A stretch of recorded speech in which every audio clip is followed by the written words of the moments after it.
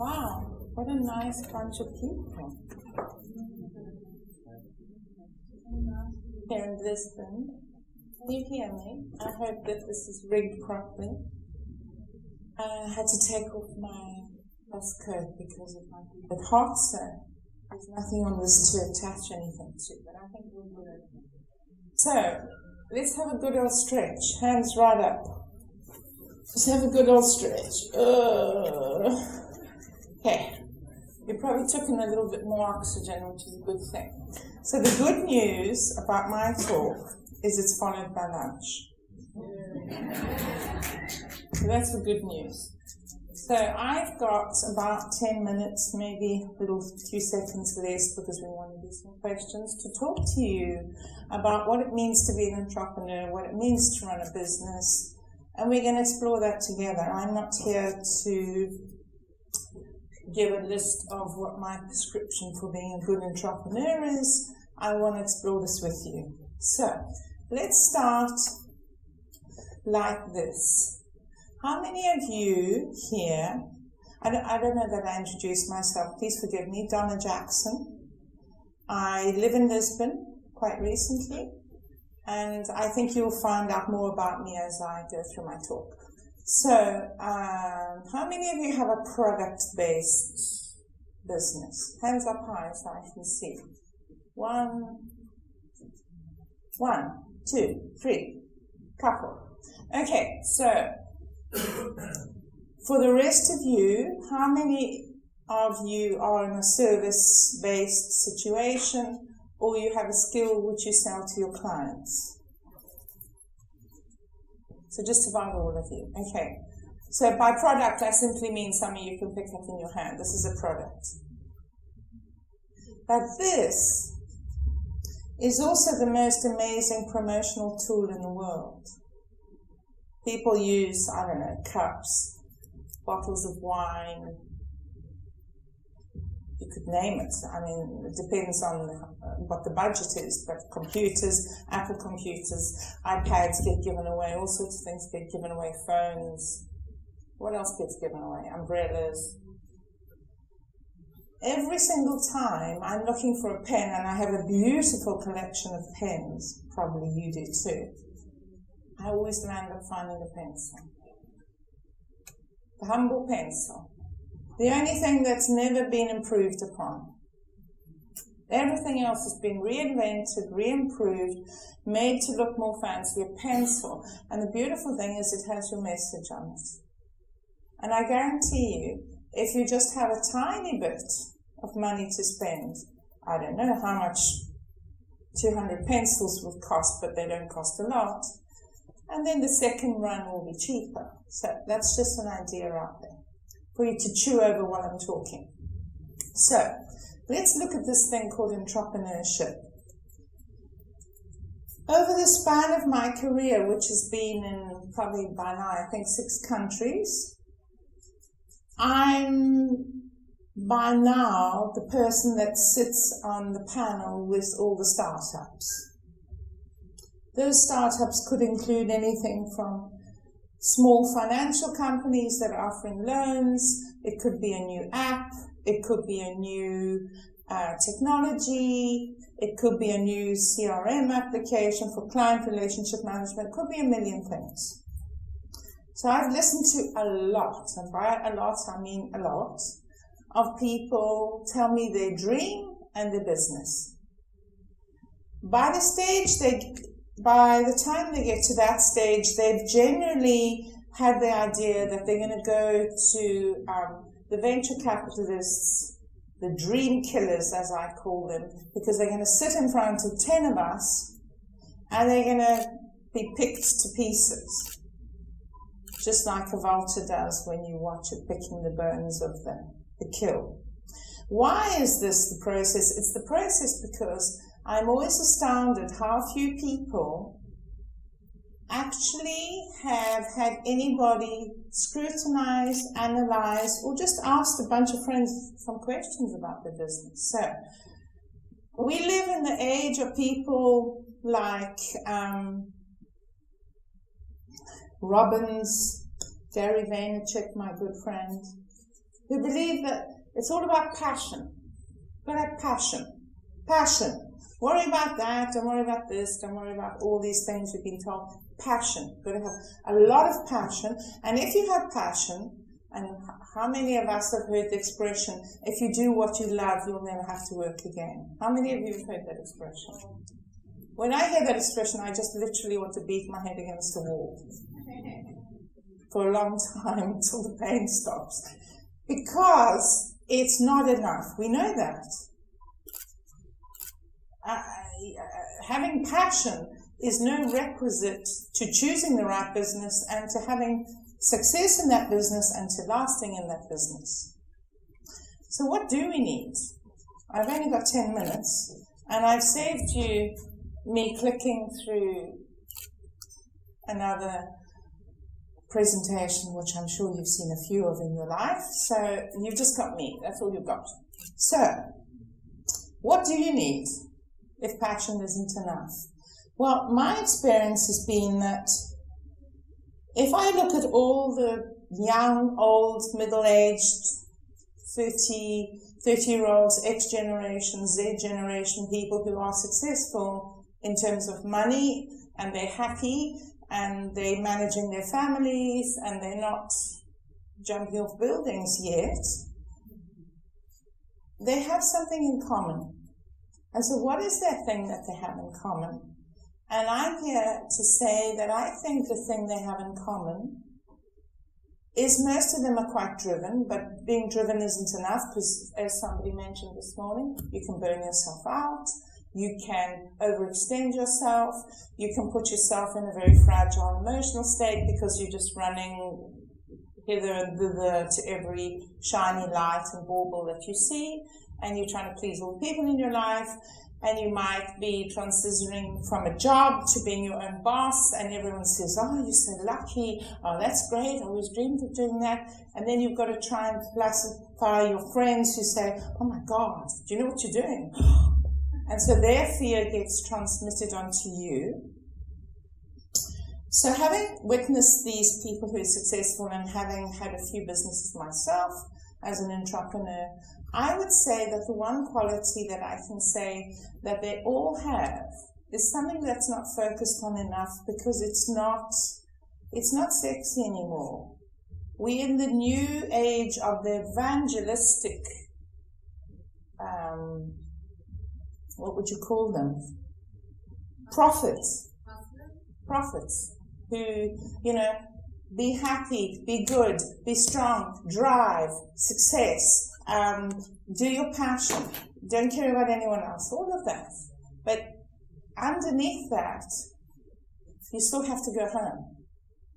You still have to talk to your family who may be hugely annoyed with you because you're working until 3 o'clock in the morning, you burning the candle at both ends, trying to get your website up, trying to run after that client, trying to chase 1 million people through various processes, and your family is saying, do you have any money?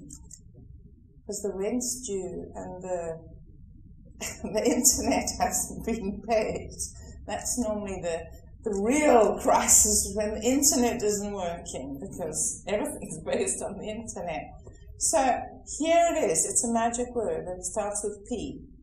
Hands up how many can guess what that magic P word is.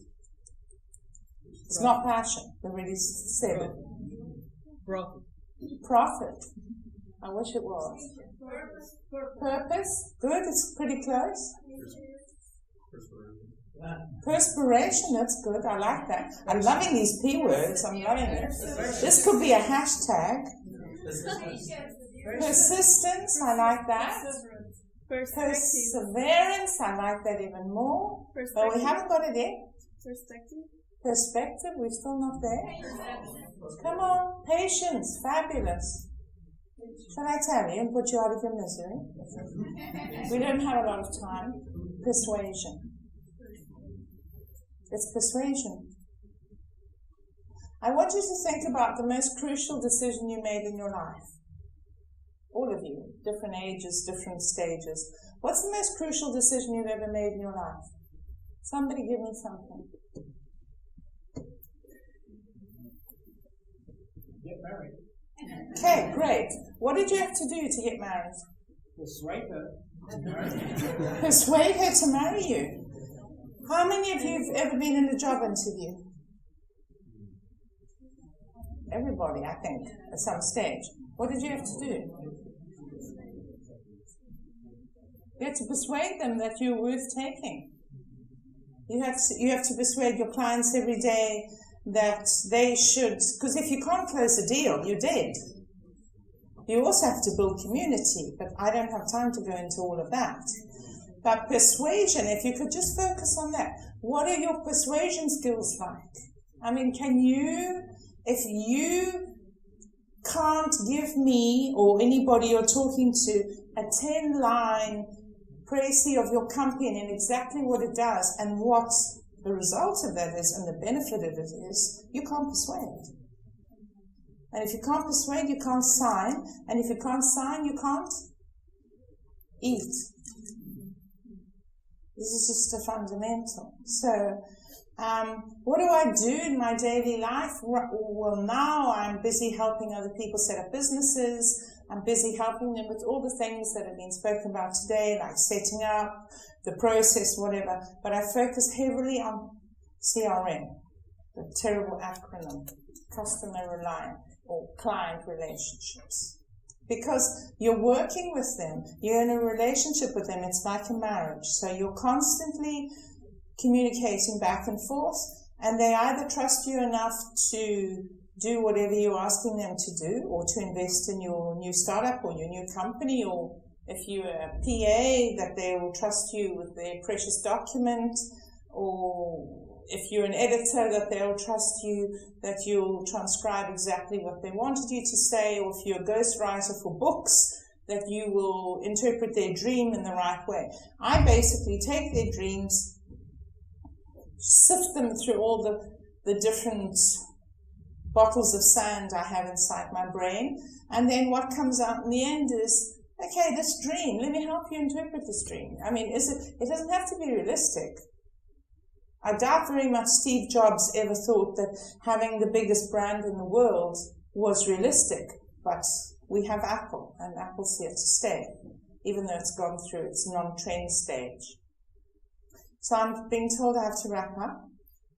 I am here if you want to ask any questions. If you want to speak to me afterwards, I think I might have brought some cards. I will be here over lunch, but I have to run off to another conference. But please, I'm sorry I had a very limited time, but I would like to hear back from you. So can I open the floor to some questions? I think we have time for a couple. Is that right? Yeah. Anybody? No question? Oh, somebody's got a question, yes. Thank you, that was great. Persuasion, I get that 100%. Yeah. How do you get comfortable with talking yourself up if that's not something that you're used to? Talking yourself up, yeah, very important, yeah. I mean, there's a very fine line between sounding arrogant and I've done this and I've done that. And if you're not coming across authentically and you don't believe it yourself, it's glaringly obvious, obviously. I think the way you get comfortable is practicing, like most things. So, I mean, if you're just starting, I'm not a person who believes fake it until you make it, because it's just not how I operate, but it works for some people. I just don't give that advice because it doesn't work for me. I think you can literally stand in front of a mirror and pretend you're talking to your clients or your future clients or the person who's going to finance your company, give you and do the talk and see and smile. I mean, smiling is quite crucial because, smiling with the eyes to meet that person. Try not to look down, try not to fidget, all the things you've learned about confidence. But I think the fundamental is try and connect with this person. I always say, everybody bends down in the morning to put their pants on. Well, I don't bend very far anymore because I just pull mine on. It's generally a jumpsuit these days, but the person who's sitting in front of you who might be a multimillionaire of this big company you're going to, he's also got, he sneezes, he gets flu, she has bad days when her family don't like her. So just try and remember you're connecting to that human being. Try and tell them something personal about you. Don't go off on a ramble about, all your personal life, because that's not. But try and say something in the interim that shows them a little bit of who you are. So, I hope that question out. Any other questions? Oh, we've got one here. The guy in the dark shirt. So this is lovely. I'm a fan of this topic as well, because I'm in sales, and sales is about persuasion, right? Yeah. So I think what I'm curious about is what's one mistake that you commonly see people make when they're trying to be persuasive, and what's one recommendation you have to mitigate that? Oh, that's a lovely question. Thank you. I'll try and do it justice. Okay. I think one mistake, if I can start there, that I've seen a lot of people make, and I've probably made it myself, is that when you don't know something, we could go blank, or we just genuinely don't know the answer to the question. Don't try and wing it, because it will turn you down into a black hole that you can never get out of. And quite often an interviewer or somebody's asking, for details before they give you money or invest in your company, is asking you that question with the intention to see how you handle it. So it might be a complex question, and you could always say, well, I probably don't know the answer, but I can find it out. That's the worst case scenario. Or you could say, this much I know, that much I don't know. But if you try to wing it, they could ask you, I don't know, they do this. How many of you have been in an interview and they ask you some curveball question? And you think, oh God, why did they ask me this? You just got to take a deep breath, don't rush, and say, okay, smile. Smiling is a great pause. People who are good presenters always talk about, the pregnant pause. You should pause. You shouldn't, because people don't have time to actually absorb what you're saying. A good pause can just be a smile. I mean, if I'm asking our dear conference organizer here, who's done us so well, what's your favorite place to go on holiday? And it doesn't come into your head immediately. Just smile. That smile is the pause. They're looking at you because the smiling face is a good thing to look at. Just smile, and that gives you the 10 seconds for your poor brain to catch up and say, okay, got it. Okay, and you can do that. Or you can, if you know that it's not going to come, just say, okay, look, I don't know the answer to this, but I can find out. What was the second part of the question, sorry? I think you covered it. Okay, lovely. Okay. Super, last question, and we have to go to lunch. Oh, you're having a question. So, I thought you were telling me to shut up. No, not yet. So my question would be, where is the line? Where can you draw the line between branding and legacy? Yeah. Is there a line there? Yeah, there is. Branding is a big subject, and really it's my specialization, so I guess I should have done more branding stuff, but I just had a few minutes to talk. Perhaps we could cover this over lunch. I don't know. Branding. Branding is everything that you want to represent in that company. It's everything that happens before you go and give them this pencil. So here's the brand on this pencil, and this particular one is called the New Doro. I don't think that there's a big line, a definite line that you jump over, and that's branding, and now you're hard selling or now you're marketing. Branding is interpreting, and this is the one stage of your business, even more than an auditor and an accountant, where you have to get advice. I can only say that. So few people get branding advice before they formulate, before the website goes up, before the product is in the prototype stage. Before all of that, you should be sitting with the brander, spend the money. I don't care how much it costs. It's hard to find them, but they're there. I'm one of them. So they can nitpick, pull apart, ask you. You know how many people I ask, who are your competitors? I don't have any competitors. I hate this question. My stomach actually drops into my ankles when I hear this. Everybody has a competitor. Everybody. You may not know about it, which just shows me you've done zero research. So everyone has competitors. Maybe you're doing it slightly differently, but you have a competitor who can wipe you out in a heartbeat if you haven't taken the time to find out what the market's doing. So I think I'll leave it there, but branding is the crucial step that's always sort of put on the side burner because it's very often mixed up with marketing. Branding's a step before marketing, in my opinion. And personal branding is crucial. We live in a world of personal branding. Everything you're doing on your Instagram, your Facebook today, if it's in your name with your face on it, is your personal brand.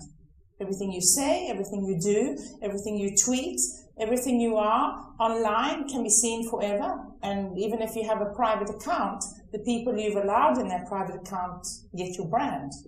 So whatever we live in that world. So we all have an opportunity. I think the internet is the most amazing thing. It has transformed our world. Anybody can release a company, imagine this, and have it online in a couple of hours. It's amazing. And there's never been a time in history where where all this information's been at our fingertips. I can get advice. Somebody mentioned earlier. I can go online now and get advice about anything, and I do. I ask my Twitter bunch, what do you think of this name? And they come back with amazing ideas. It cost me zero. But it cost me a lot to build that community. There's not a bunch of random people. They're people who have trusted me because they've seen me grow over 10 years and been with me, spoken with me at conferences, done stuff with me. But at the end of the day, that's my little investment. That's my focus group. And I paid for them somewhere along the line, but now they're there and I can say to them, what do you think of this idea? And you'll be amazed what comes back. You'll be amazed. Try it sometime.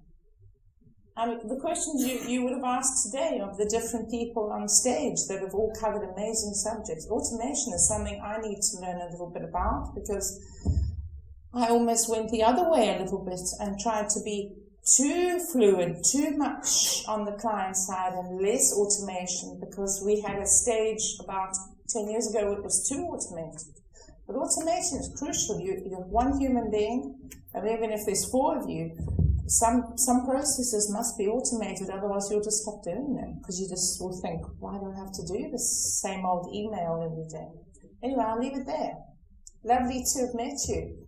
I look forward to meeting more of you tonight.